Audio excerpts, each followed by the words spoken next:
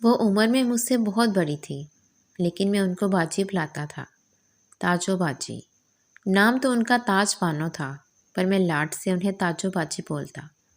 وہ روز صبح صبح ہمارے گھر آ جاتی، کام کرتی اور رات کو اپنے گھر چلی جاتی۔ میں نے ہوش سنبھالا تب سے یہی معمول دیکھتا آیا تھا۔ وہ ہمارے پڑوس میں رہتی تھی۔ ایک مرتبہ امی نے مجھے بتایا تھا، تاج بانو بہت چھوٹی تھی، تبھی اس کے والد اور والدہ کا انتقال ہو گیا تھا، اور تب اس کی نانی تاج بانو کو یہاں لے آئی تھی۔ لیکن جب تاج 15 برس کی ہوئی تب اس کی نانی کا بھی انتقال ہو گیا۔ اسی دن تیرے ابا تاج بانو کو اپنے گھر لے آئے اور مجھ سے کہنے لگے، جوان لڑکی ہے، یتیم اور بے سہارا ہے، اسے یہیں رکھ لو۔ تاج بانو دن بھر تو ہمارے گھر رہ لیتی، لیکن رات کو اپنے گھر جانے کی ضد کرتی، کیونکہ اسے نانی کے بستر پر ہی سکون ملتا اور وہی نیند آتی۔ پہل تو تیرے ابا مجھے اس کے ساتھ بھیج دیتے تھے سونے کے لیے، پھر تیری پیدائش کے وقت یہ سلسلہ بند ہو گیا۔ میں نے امی سے پوچھا، تاجو باجی کی شادی کیوں نہیں ہوئی؟ بیٹا، اس بد نصیب کی قسمت میں تو چین، سکون اور خوشی لکھی ہی نہیں ہے۔ اس قسمت کی ماری کو تو شادی بھی راس نہ آئی۔ 17 برس کی عمر میں اس غریب کی شادی محلے پڑوس والوں نے مل کر جیسے تیسے کر دی، لیکن قسمت یہاں بھی اس غریب کے خلاف تھی۔ اس کا شوہر شرابی تھا، بہت تکلیف دیتا، مارتا پیٹتا۔ کئی دن تو اس بد نصیب کو کھانا بھی نصیب نہ ہوتا۔ سسرال والے بھی ظالم لوگ تھے، وہ اس غریب پر دھیان نہ دیتے۔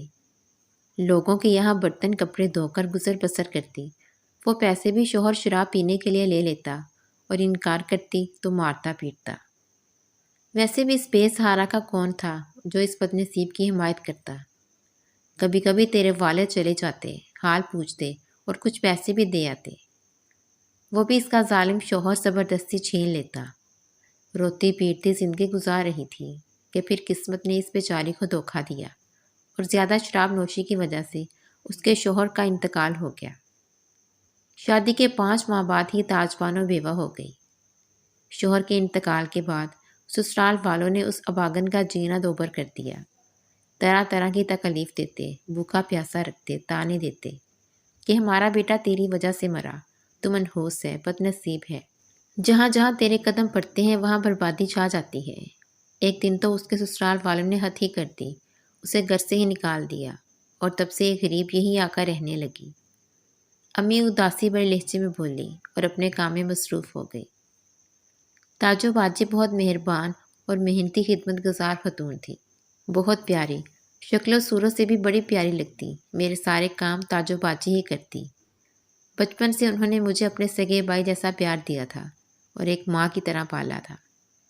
ان کی اتنی دکھ اور تشدد بھری داستان سن کر میں ایک گوشے میں چھپ کر بہت رویا۔ میرے دل میں ان کے لیے عزت و احترام پہلے سے بھی زیادہ بڑھ گیا۔ میں اب ہر روز ان کے لیے کالج سے آتے ہوئے سموسے، چنا چاٹ اور آئس کریم لے آتا، اور وہ اپنی پیاری سی مسکان لیے کہتی، آشو بابا، آپ میری عادت خراب کر رہے ہو، اور کھلکھلا کر ہنس دیتی۔ میرے ہاتھ سے چیزیں لے کر مزے لے کر کھانے لگتی۔ کھاتے کھاتے ان کی آنکھوں میں آنسو آ جاتے، اور وہ جھپٹ کر مجھے اپنے گلے لگا لیتی اور کہتی، آشو بابا، آپ میرے سب سے پیارے بھائی ہو۔ دنیا میں اتنا پیارا بھائی اللہ پاک نے صرف مجھ کو دیا ہے، اور ایک چٹکے سے الگ کر دیتی۔ آشو بابا، آپ نے تو مجھے رلا دیا، اور اٹھ کر دوڑ پڑتی اپنے آنسو چھپانے کے لیے۔ میں کالج جانے کی تیاری کر رہا تھا۔ تاجو باجی میرا شرٹ پریس کر رہی تھی، اور میں بار بار ان سے کہہ رہا تھا، باجی جلدی کریں، مجھے دیر ہو رہی ہے۔ تاجو باجی آنکھیں نکال کر میری طرف دیکھ کر جھوٹا غصہ کرتے ہوئے بولی، بڑے لاٹ صاحب بنے پھرتے ہو، صاحب کو دیر ہو رہی ہے، اتنی جلدی ہوتی ہے تو پہلے ہی پریس کے لیے بولا کرے نا جناب۔ وہ منہ بنا کر بولی اور ہم دونوں ہنسنے لگے۔ تبھی باہر سے امی کی آواز آئی، آشو بیٹے، تمہارا دوست فیاض آیا ہے، امی اسے اندر بھیج دیں۔ میں نے شرٹ پہنتے ہوئے کہا، اور تاجو باجی سے بولا، باجی آپ کو اپنے نئے دوست سے ملواتا ہوں۔ فیاض کچھ دن پہلے ہی اپنی فیملی کے ساتھ اس شہر میں آیا تھا اور میرے کالج میں داخلہ لیا تھا، اور ان دنوں میں ہم گہرے دوست بن گئے تھے۔ فیاض، ان سے ملو، یہ میری سب سے پیاری بہن تاجو باجی، اور یہ میرا دوست فیاض۔ تاجو باجی مسکرائی۔ جواباً فیاض بھی مسکرایا اور بولا، باجی آپ سے اسپیشل ملنے آؤں گا، ابھی کالج کے لیے دیر ہو رہی ہے۔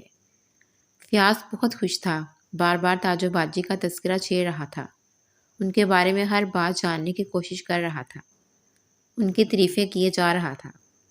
تاجو باجی ایسی، تاجو باجی ویسی، تاجو باجی یوں، تاجو باجی توں۔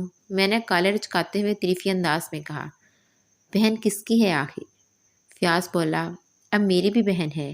تب میں نے تاجو باجی کی ساری حقیقت فیاض کو بھی بتا دی۔ سن کر فیاض کی آنکھیں بھر آئیں۔ اتوار کو فیاض میرے گھر اچانک اس کی پوری فیملی کے ساتھ وارد ہو گیا۔ میں حیرت سے فیاض کی جانب دیکھ رہا تھا اور وہ شرارتی انداز میں مسکرائے جا رہا تھا، اور پھر اس نے جو کہنا شروع کیا اس پر مجھے میرے کانوں پر یقین ہی نہیں آ رہا تھا۔ وہ اپنے بڑے بھائی کی طرف اشارہ کر کے بولا، یہ میرے بڑے بھائی اظہر بھائی ہیں، میں ان کے رشتے کے لیے آیا ہوں، تاجو باجی کے لیے۔ میں، امی ابو حیرت اور خوشی سے فیاض کی طرف دیکھے جا رہے تھے۔ میرے آنکھوں سے آنسو بہنے لگے۔ میں نے آگے بڑھ کر فیاض کو گلے لگا لیا۔ امی اور ابو کی بھی آنکھیں بھر آئیں۔ جیسے ہی تاجو باجی ہمارے گھر آئی، میں نے انہیں گلے لگا لیا۔ تاجو باجی بولی، بڑا پیار جتا رہے ہو آشو بابا، کیا کوئی بڑا کام نکالنا ہے اپنی تاجو باجی سے؟ ہاں باجی، بہت بڑا کام نکالنا ہے، میں بس اتنا ہی کہہ پایا اور میری آنکھیں چھلک گئیں، لیکن میں باجی سے آنسو چھپانے میں کامیاب ہو گیا اور ہنستا ہوا باہر نکل آیا۔ امی نے تاجو باجی کو ساری باتیں بتا دیں۔ ابو نے تاجو باجی کے سر پر ہاتھ پھیرتے ہوئے انہیں بڑے پیار سے سمجھایا، بیٹی اتنا اچھا رشتہ نصیبوں سے ملتا ہے۔ لڑکا وکیل ہے، گھر میں 3 ہی لوگ ہیں، فیاض، اس کا بھائی اور ان کی والدہ، اور سب سے بڑی بات، وہ تمہارے بارے میں سب جانتے ہوئے بھی خود رشتہ لے کر آئے ہیں، بہت بھلے لوگ ہیں۔ زندگی یوں اکیلے نہیں کرتے بیٹا۔ ابا کے سمجھانے پر تاجو باجی شادی کے لیے تیار ہو گئی۔